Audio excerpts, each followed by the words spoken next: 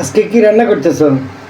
এই যে এটা হচ্ছে মুরগির কলিজা গিলা, সাথে 2টা আলু দিছি, আলুগুলো ভেজে দিছি, ঠিক আছে? এগুলো ভাজি ভাজি করছি। আজকে এটা দিয়ে ভাত খাবেন। তা একটু ঝোল রাখলে ভালো হতো না? না, সাথে মুসুরি ডাল রান্না করছি পাতলা করে, আর করলা ভাজি করছি, ঠিক আছে?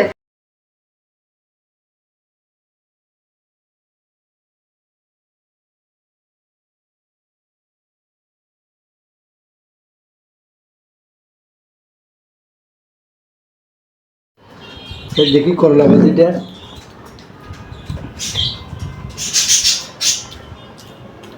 করলা ভাজিটা কাঁচা কাঁচা আছে, মানে এরকম ভাজিটা ভালো লাগে।